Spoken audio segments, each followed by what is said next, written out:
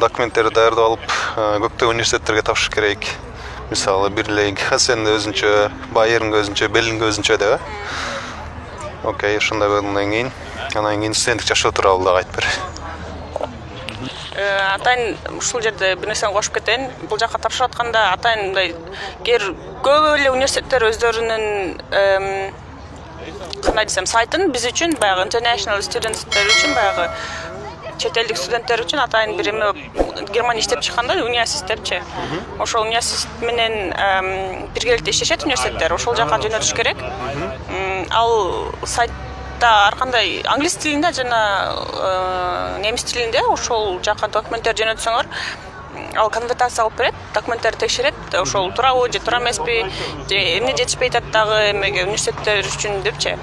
Ошону текшергенден кийин алар туура ошол университетке документин жөнөтүп берет. Ал жака акча төлөш керек.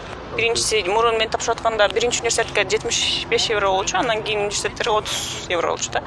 Канчалык көп университетке тапшырсаңар, ошончолук шансыңар көбүрөөк болот. Мен мисалы 7 же 6 университетке тапшыргам. Ар бирине акча төлөйсүңбү? Ооба.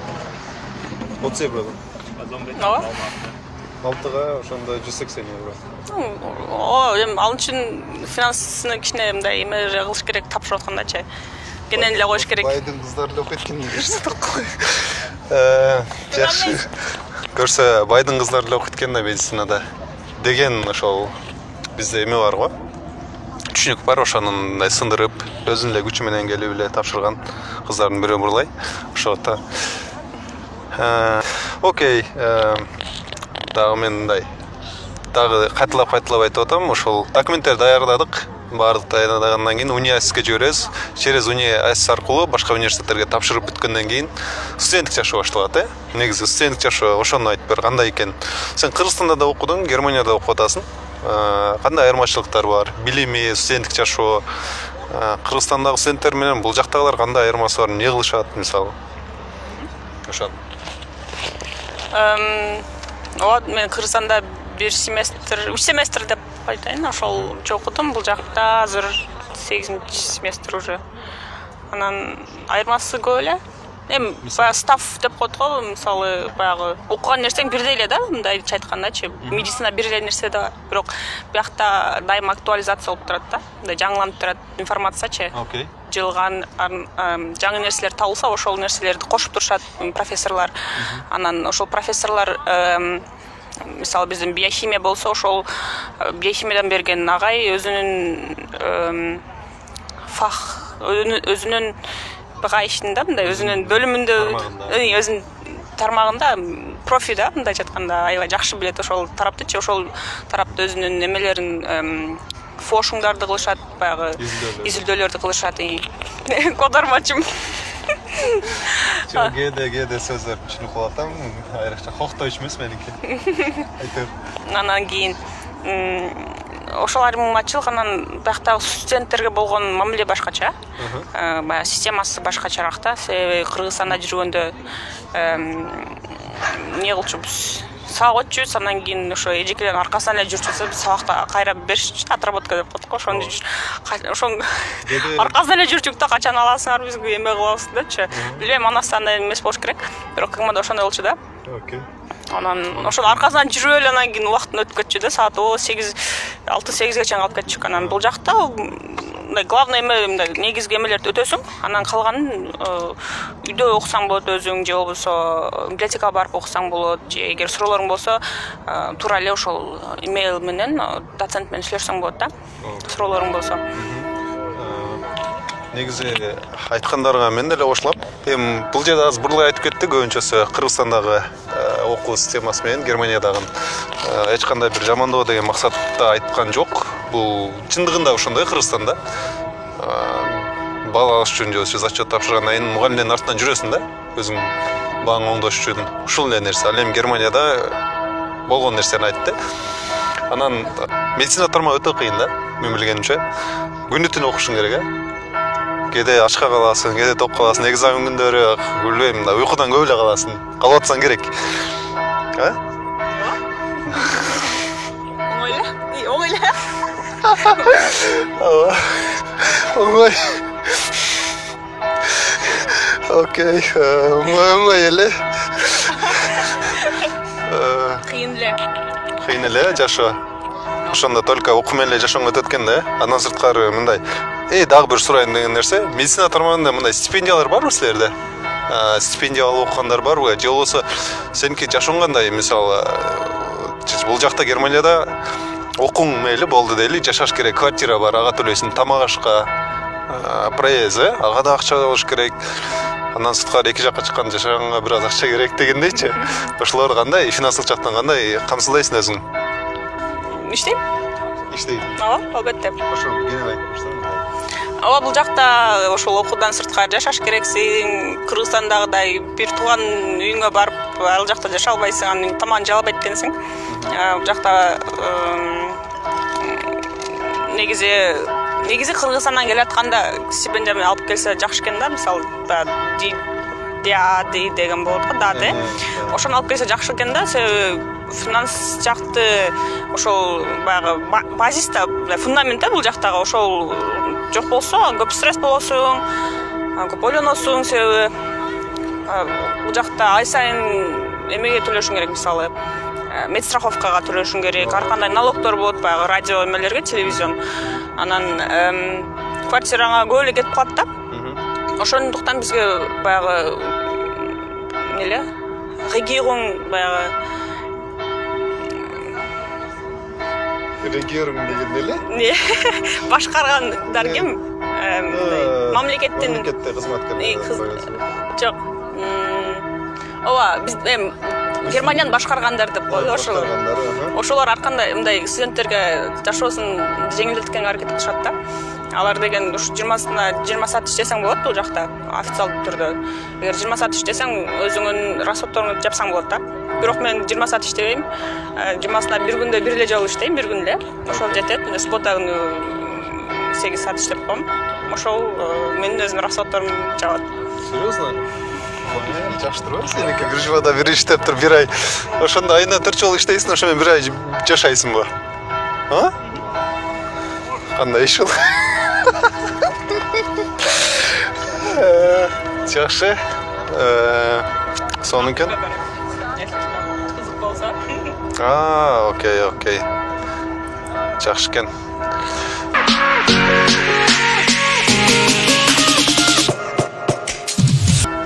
Германиядагы билим берүү системасы кандай түзүлгөн бул жакта? Ошол да кызык болуш керек. Битешön. Dankeschön. Бияқта Германия системасы Кыргызстанда 6 жыл. 3 бөлүктөн турат. Volklinik, klinik, und praktisches Jahr деп коет. Бул жакта 2 система бар да негизи Германияда. Модель студент.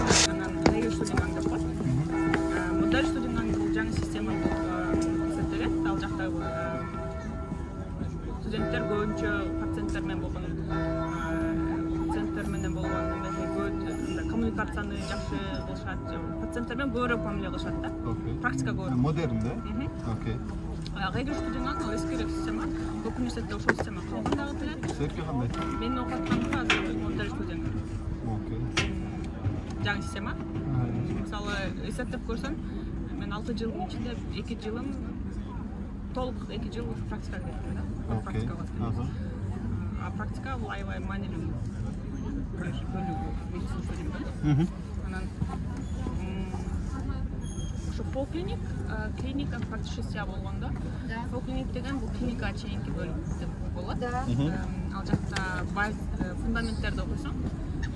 Мисалы анатомия, гистология, ошол теория көбүрөөк болот да.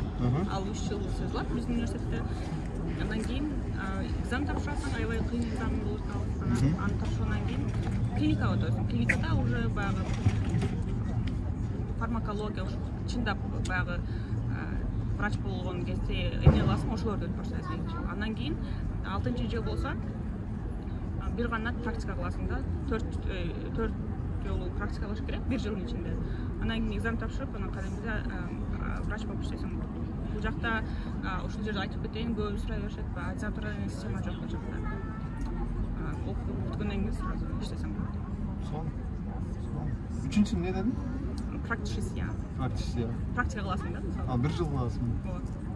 Bir жылдан кийин болду иштей бересиң. Окей. Бизге көп ичкен келип алып.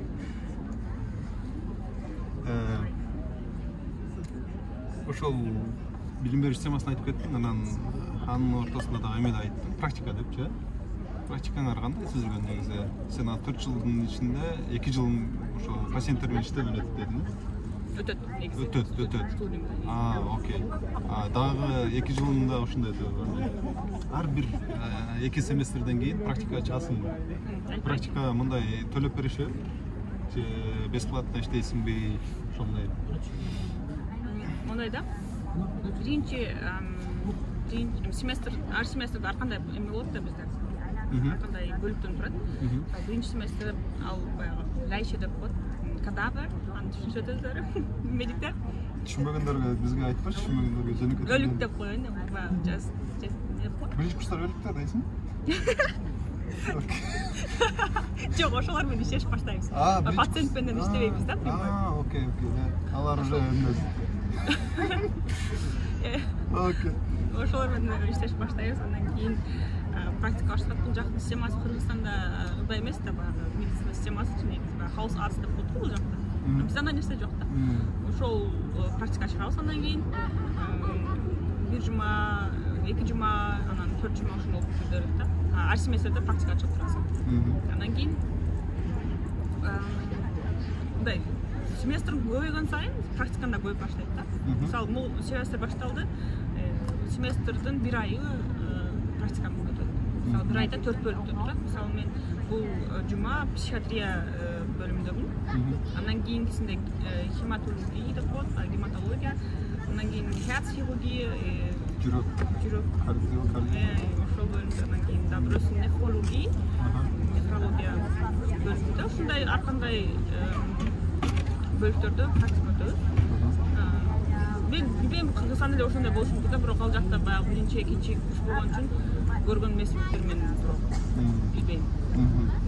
Бирок билишимче, мен ал жакта баягы класстарым бар да, ошолордун айтышы боюнча 6-курска чейин эле баягы болжу, ассистент медсестралардын ишин болгондар бар экен да, мындай.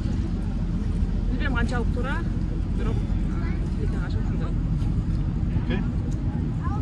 Тилекке каршы ушундай жашап атат. Анда жакшы маалыматтар болду. Алга бир ой келип кетти, мисалы. Аны башка бирден интервью алсам, мисалы Кыргызстандан бул Германияда иштеп атканда кантип иштесе болот деп. Аны башка бирден алайын, интервью. Ооба. Окей. Стипендия бесплатно иштейсиң, стипендия. Практика. Сирдебедим. Практика ошондо бесплатно болду? Жолун ошондон айтпай кеттиң. Окей. Практика бесплатно. Фриштайл нерсе, студиянын ичинде болуп кеткенчи. Окей. Күнүнө канча сааттан иштейсиң? Мондай болот да, практикада ар кандай бөлүккө бөлүнүп кетет да. Мисалы, бир практикалар берилет экен. Ал дагы Бундесландга ар бир клиникага караштуу. Бир практикалар, мисалы, мондай да, бир практикаларды бизге университет өздөрү таап берет, жерлерди бөлүштүрбөй. А жерлерди өзүбүз табыш керек. Ошо өзүбүз тапкан жерлерде бир клиникаларда таап эме акча берет экен. Мисалы, практическийда көп университеттерде, клиникаларда акча берилет экен, бирок аябай аз да. Мисалы, саатына мен билишимче 3 евро болушу мүмкүн, аябай аз да. Айына 400 евро мындай ташыңга деп коет, карманный деньги. Ошого эле кетип атат да. Баягы мен билишимче башка факультеттерде бул жакта кадимкидей эле зарплата алышат да. Айтышниктер кадимкидей жакта кандай министр болсо, ошондон көрүп алышат. Бирок медицинада андай эмес. Анан стипендия боюнча бир аз кыйыныраак тема. Себеби бизге ошо айтып кеткендей бир аябай бир экзамен болот 3-4 курстан кийин, ошону тапшырсаң, анан кийин стипендияны карасаң болот. Себеби ошол экзаменден баягы дуйфаль деп коет го, кулап калгандар болот деп ойлошот да, ошол кулап окуя албай калышым деп ойлошобу билбейм. Ошондуктан ошол экзаменди тапшырып өткөндөн кийин анан стипендияны карасаң болот. Мисалы, Deutschland бул жыл тапшырып көрөйүн дедим эле, бирок документим жетишпей калды, документ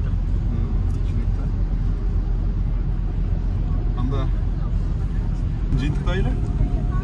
Эми азыр бул жерде азыр 10 минут аз үнү угубай калды, аны үйгө барып текшерем.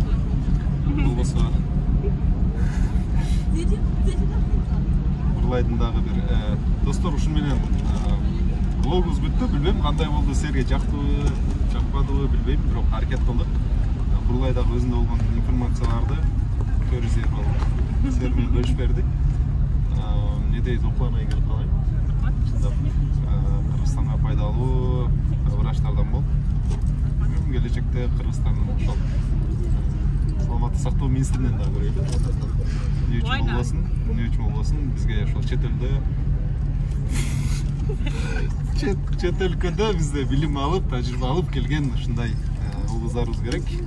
Ошол Бурлайдын айткандарын дагы видеонун описание бөлүмүнө таштап коем, ошол жактан да таба аласыңар. Кандай суроолоруңар болсо, медицина тууралуу комментарийге жазыңар. Колдон келсе, Бурлайдын убактысы болсо жооп берүүгө аракет кылат.